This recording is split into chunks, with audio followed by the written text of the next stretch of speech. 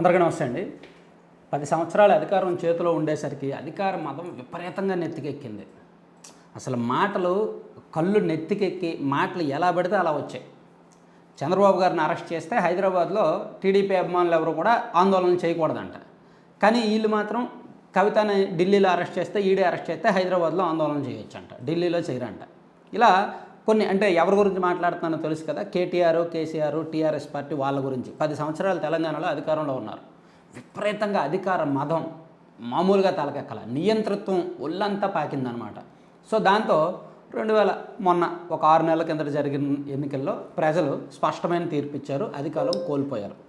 అయితే నేను అనుకోలే, టీఆర్ఎస్ పార్టీ ఒక ఉద్యమ పార్టీ కదా, మూలాలు వేళ్ళు బలంగా ఉన్న పార్టీ కదా, సో వాళ్ళు ఇమీడియట్గా కోలుకుంటారు, మళ్ళీ ఉద్యమాలు పోరాటాలు చేస్తారు, మళ్ళీ తెలంగాణ ప్రజలకు దగ్గర అవుతారు, సో ఖచ్చితంగా ఆ పార్టీ నిలదొక్కుంటుంది అని నేను అనుకున్నా.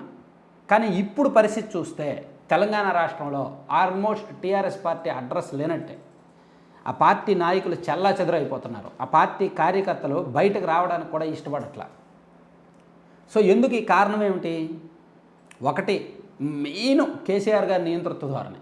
ఆయన ఏం మాట్లాడితే అదే, ఆయన ప్రెస్ మీట్ పెడతాడు, ఆయన చెప్పింది అదలో వినాలి. ఎవరైనా తిరిగి క్వశ్చన్లు వేస్తే ఆయన తిరిగి వాళ్ళ మీద సెటైర్లు వేస్తాడు తప్ప సమాధానం చెప్పడు. ఎవరైనా తిరిగి క్వశ్చన్లు వేశారు అనుకోండి, సార్ ఇలా ఉంది మీరు వడ్లు కొంటానన్నారు, కొనలేదు సోన్స్ అని అడిగారు అనుకోండి, వాళ్ళ మీద సెటైర్ వేస్తాడు తప్ప సమాధానం చెప్పడు. సో అది ఒళ్ళంతా వెటకారం. అలాగే కేటీఆర్ ఆయన కూడా. సో ఇట్లా తెలంగాణ రాష్ట్రంలో టీఆర్ఎస్ అనే పార్టీ దాదాపుగా 20 ఏళ్ళ పాటు, 20 ఏళ్ళు అంటే ఉద్యమం ఒక 12 సంవత్సరాల పాటు ఉద్యమ పార్టీగా ఉండి ఉద్యమాన్ని తెలంగాణ రాష్ట్ర వ్యాప్తంగా పాకించి ఒక ఎమోషనల్ రగిల్చి 2014లో అధికారంలోకి వచ్చారు.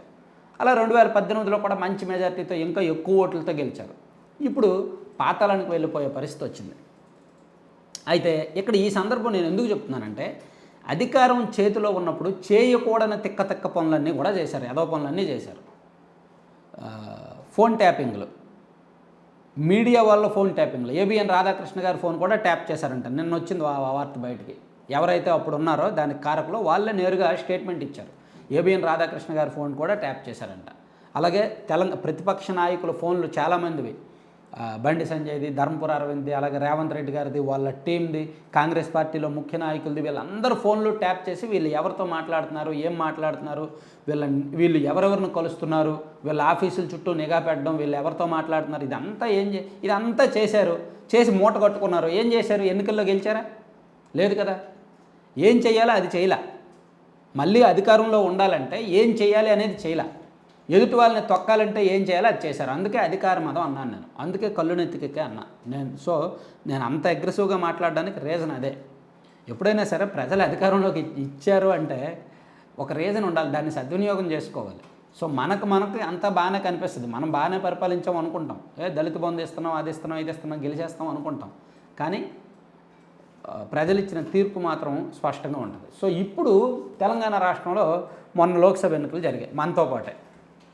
అసలు బీఆర్ఎస్ పార్టీకి 1-2 ఎంపీ సీట్లు వస్తాయన్నా సరే అక్కడ ఒప్పుకోవట్లా. నేను అనుకుంటున్నా, ఎందుకంటే మెదక్ ఒకటి గెలిచే ఛాన్స్ ఉంది. మెదక్తో పాటు జహీరాబాదో లేదంటే ఇంకొకటి ఏదో గెలుస్తారేమో, గెలిచే అవకాశాలు ఉండొచ్చు.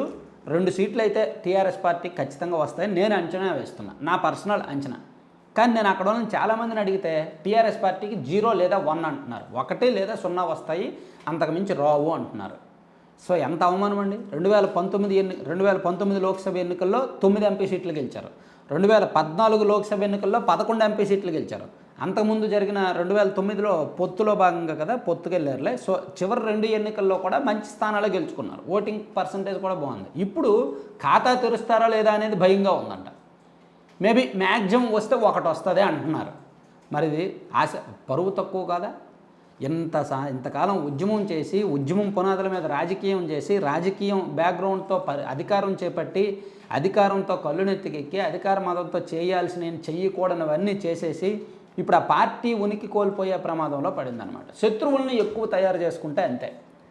సో సేమ్ ఇప్పుడు మన ఆంధ్రప్రదేశ్కి వస్తే సేమ్ అదే చెత్త పాలిటిక్స్ని మన ఆంధ్రప్రదేశ్లో కూడా ఉంది కాబట్టి, ఇక్కడ కూడా అధికార మతము, కళ్ళు నెత్తికెక్కడము, నియంతృత్వ ధోరణి ఉంది కాబట్టి మేబీ ఇక్కడ కూడా ఒకవేళ ఆ పార్టీ ఓడిపోతే ఉనికి కష్టమే, పేకమేడలా కూలిపోవడం ఖాయమే.